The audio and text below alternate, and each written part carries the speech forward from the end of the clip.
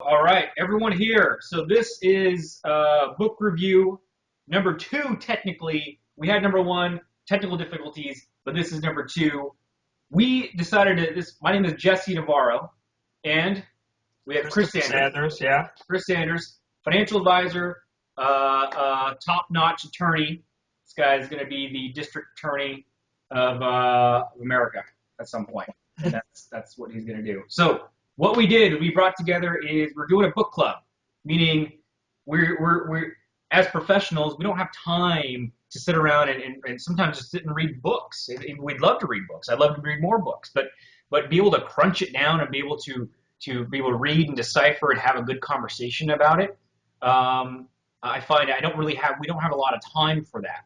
But what we also found is, as professionals, we want to read more books. We want to read books like we're talking about here, Just Mercy, or I have a couple of books here. There's one called Crucial Conversations. We'll bring up, maybe we'll talk on communication or persuasion, or maybe good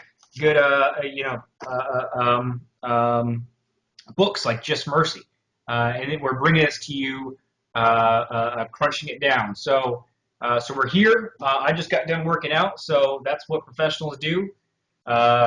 Chris is wearing a pink shirt because that's what he does, man, and that's it. So, all right, man. So let's get it started. So we have Just Mercy, Bryan Stevenson, Professor Stevenson. This was one of the books that Chris Sanders had recommended. Amazing book. So I'll let you kick it off, Chris. Yeah, so we have this book, Just Mercy, again by Professor Bryan Stevenson. It's a New York Times bestseller. And, it's the story of justice and redemption. So, Professor Stevenson, it's a memoir. It's based on his life as a public defender and attorney. And the book is, a loose collection of stories about his work in working with his clients and in the death penalty. Yep. So, Jesse? What did you think of the book, just generally? Like, what stuck out to you? Yeah, and sorry, I'm drinking my protein shake. Is busy. Raw. This is live right here. That's what I love about this kind of thing. It's just we're just going doing our thing. Hey, I love what there's a few points I really liked about this book, and that could really get really controversial with a lot of the things in here. The premise is kind of like what Chris said is a bit of his memoir. In the 80s in some of these southern states, in Alabama and cities like Atlanta and other places, and a lot of racial controversy, and discrimination, major discrimination, around that time. But some of the things that really stood out to me, the psychology of it really fascinates me. Just how people think and the reasons why they're acting a certain ways. Like, for example, there's a story on there of a sheriff. This is a sheriff of a small town, and he's lived in this small town his whole life. His family's lived in this small town, and he even brags that he doesn't really travel much outside of the town, so he knows everybody. And he was just promoted to sheriff. And during that time, right after promoted to sheriff, there was a murder in that town. And for the longest time, they couldn't figure out who the murderer was. And as you can imagine, there's a lot of pressure. Small town, they want justice. They want to know who murdered this person, and just as anybody would. But the sheriff's department, the police department, all these government agencies, they couldn't figure out who did it. And so there's a lot of pressure behind it. And so there's Charlie Munger. He talks about he has 25 cognitive biases. The 25 biases, and one of them has to do with the peer pressure, right? Very high pressures. There's lots of things at stake. So he was highly incentivized to find somebody. Doesn't matter who, but to find somebody. And he did find somebody. It just wasn't the right person, but they really pushed it. And in the story, they took this guy and they put him directly in the prison in death row with the other inmates before even a proper trial. And so, I mean, that's just the human motivation behind it. That was just shocking to me what people can do. But anyways, that was one point. I have a couple of points too, but I want you to. Sanders is a legal guy. You're in this every single day, so I'd love to hear your thoughts. Your thoughts. Yeah, a couple things there. One thought I have about that point is it's really quite incredible, right? The sheriff, he finds someone, it's the wrong person, and down the line, Professor Stevenson comes along, and he's the attorney for that individual, and he points it out to, there was also a new district attorney at that time, Right. a little bit later down the line, and he points it out to the district attorney that they have the wrong guy. And, he brings it to the attention of the district attorney. He uncovers new evidence, right? But the book and Professor Stevenson talks about the social pressure after the fact, right? And how no one really wanted to admit that they were wrong. Right. And they were willing to let this guy sit on death row because they just didn't want to admit they were wrong. Mm-hmm. And that's truly incredible. They say death penalty cases can cost millions of dollars to the taxpayer, right? Yeah. And so we're going to, or at least this town was willing to spend a lot of money just to impose the death penalty on the wrong person because certain individuals in charge did not want to admit they were wrong after the fact, and that's truly incredible. And I think that goes to some of the points you made about peer pressure and how social pressures can come into play in the justice system, certainly. The second aspect I wanted to touch on is the idea that this guy was placed on death row before he was even given a trial, and that's interesting, right? Because as a technical matter, for anyone who may not be familiar with the justice system, when you're arrested, you can stay in jail until you get your opportunity to have a trial, or I should say your right to have a trial. But you can't be sent to prison because prison is for folks who are actually convicted Mm-hmm. of a criminal offense. And at some prisons, there are sections called death rows where they house, folks who have been convicted and then sentenced to death. But they send this one guy in the book to death row before he's ever had a trial as a way of coercing him into confessing. Mm-hmm. And so in the book it talks a lot about how this guy is sitting on death row. He gets to know some of the other guys on death row and watches them die and how horrible that is. I mean, he talks a little bit about how when there's an execution, all the guys on death row make a lot of noise in their cells as a way of protest. Mm-hmm. It's truly incredible amount of pressure, and you just can't but help to wonder what that's got to do to a person's psyche. Right. Well, they Just even had sit another guy. What was that one guy's name the one that made this whole story up about him? They gave a name of the guy.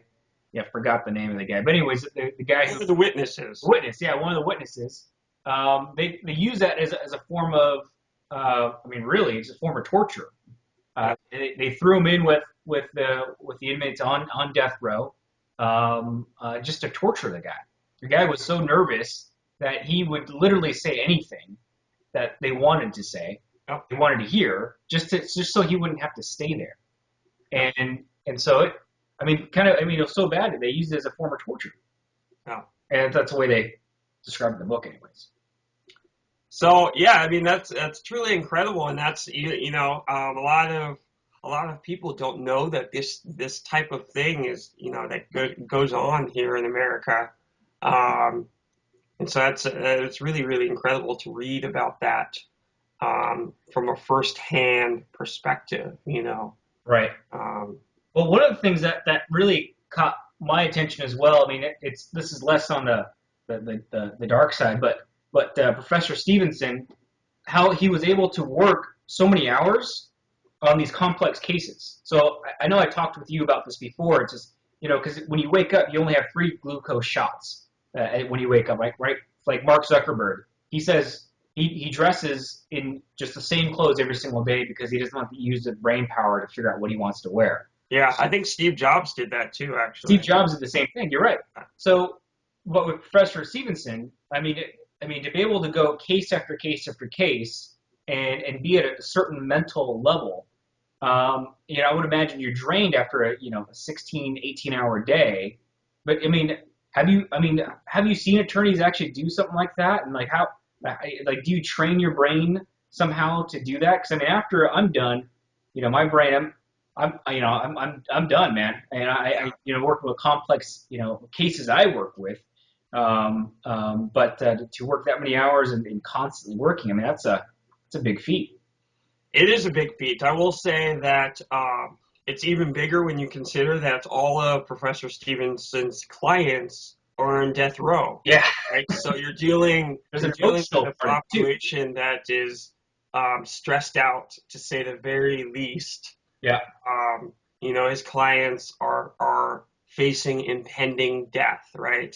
yeah, So there's a certain sense of urgency there, and maybe that actually empowers Professor Stevenson to work the 16 hours a day. Um, at one point in the book, he mentions that he works 16 hours a day because he has to. I think he was going through a hiring situation. He was trying to hire another attorney, and he brought that up. yeah. Um, that's what they do because they have to. Hmm. Um, And actually ended up and quitting, right? yeah, So he brought one guy in and he ended up quitting because he said it was too hard. yeah.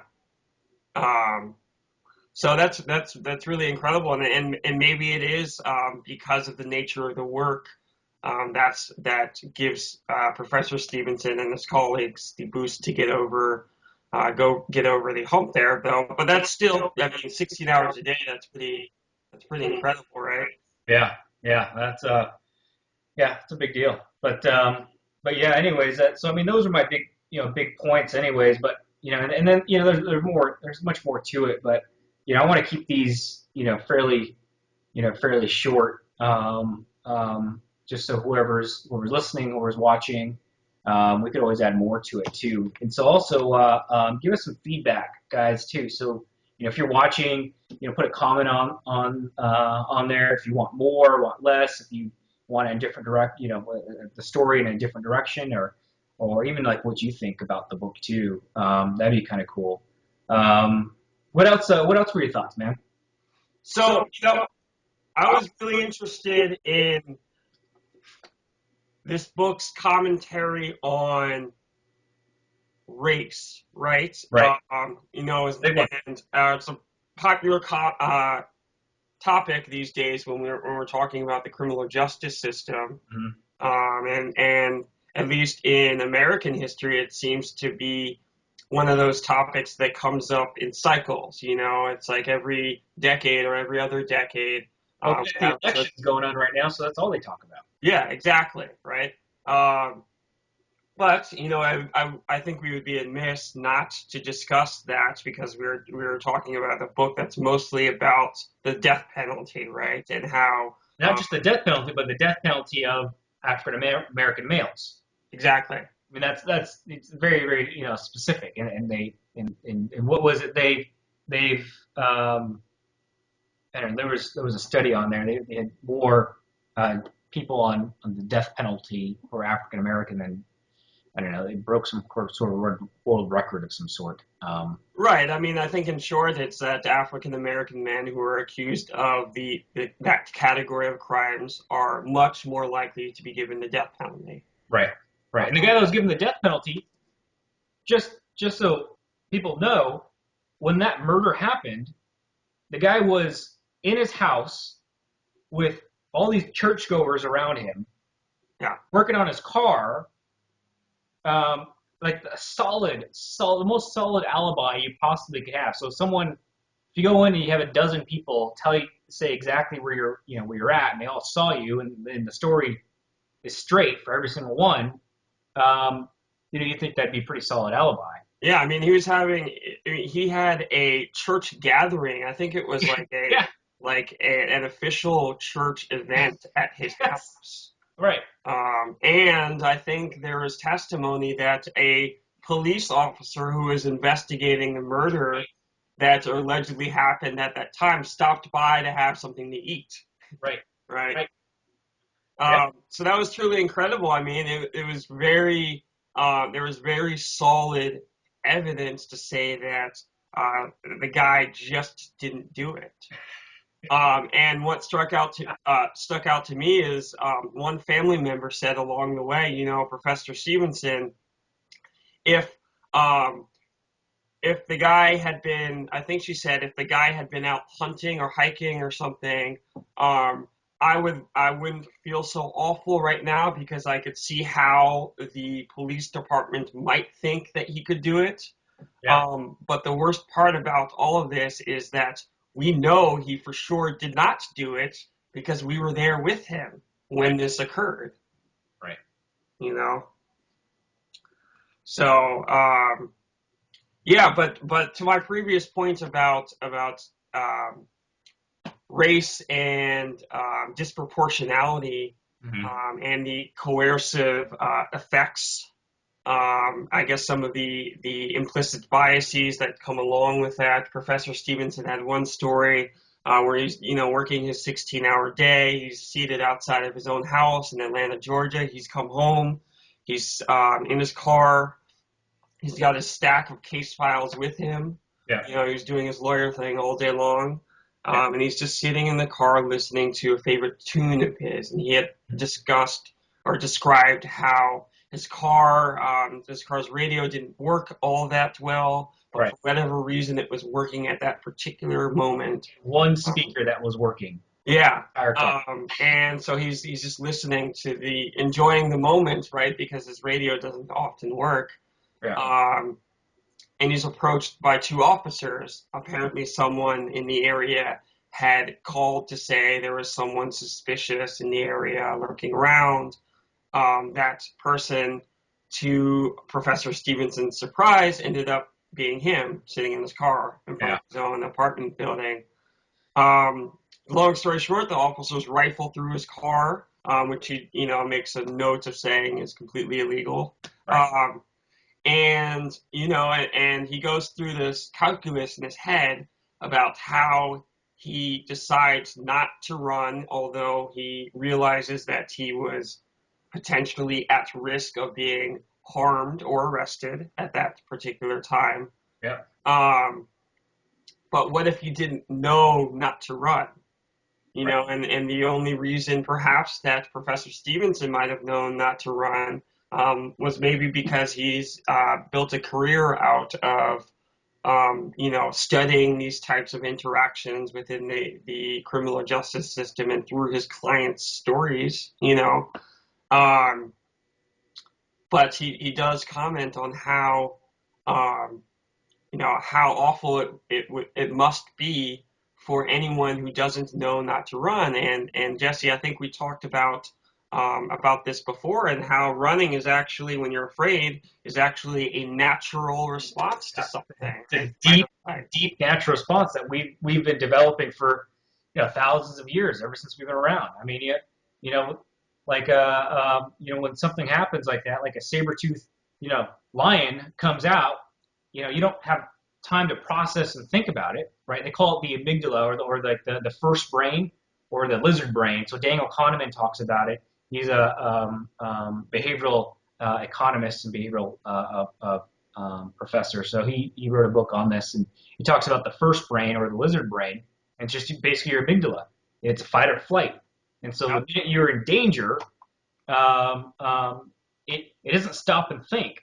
Like, a saber-toothed tiger's coming at you, a car's going to come at you. You don't have time to think and process logically, should I get out of the way? You Right. just jump out of the way, right?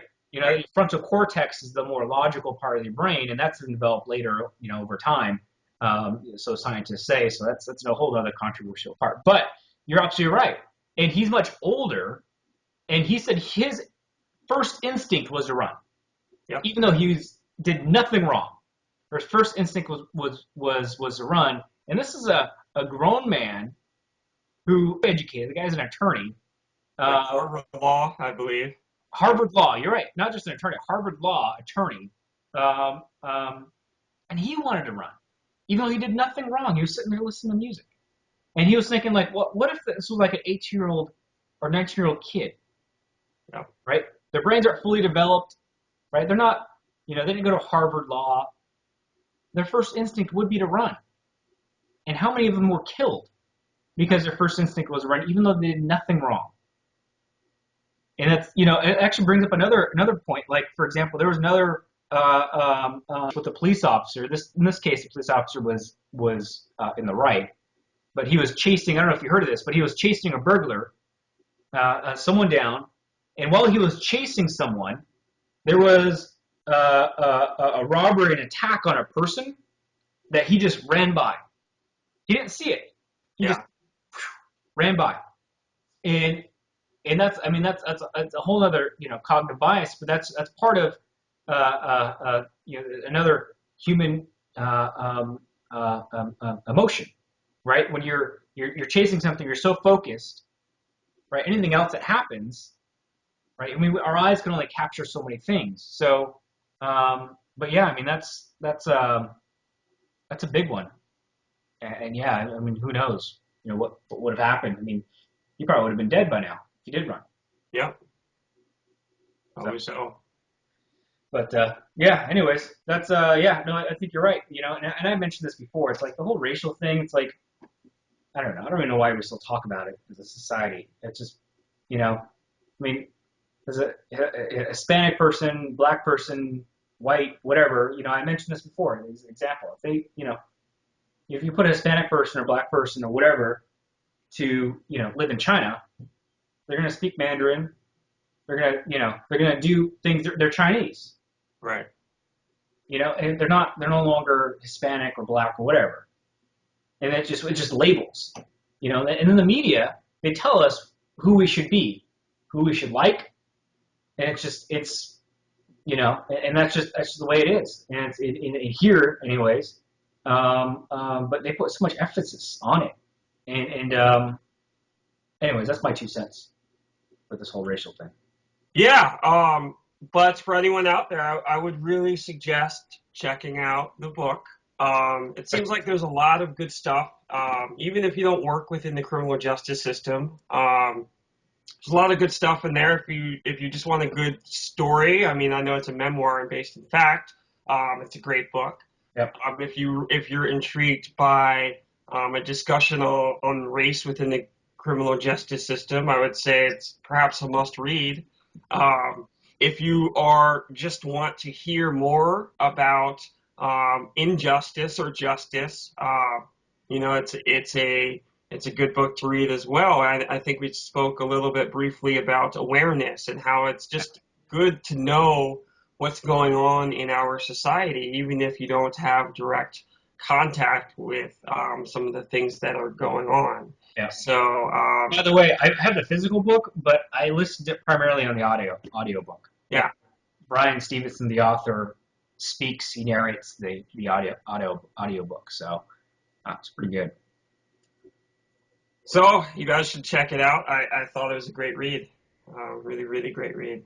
Cool. So the next book, I've been thinking about this a lot, and Crucial Conversations is the next book.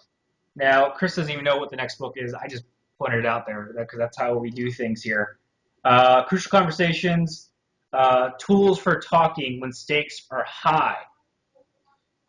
So I don't even know who wrote this. I have no clue who wrote this. I don't know. It's a good book.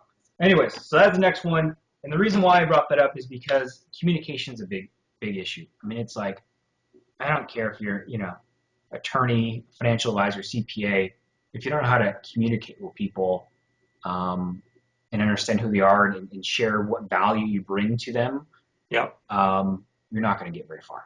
I mean, you can get places, but but the highest levels are reserved for people who can communicate what they do, and what value they bring, simply and concise. Also, being able to handle a very crucial or difficult conversation sometimes.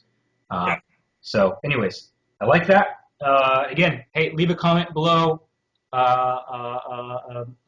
Like this page, subscribe, and we'll bring more of this cool stuff over to you. I'm going to put a link for this book, so if you want to pick up the book, you don't even have to do anything. I'll just hit the link and the book is there. But yeah, cool. That's what we got. Yeah. See you guys. See ya.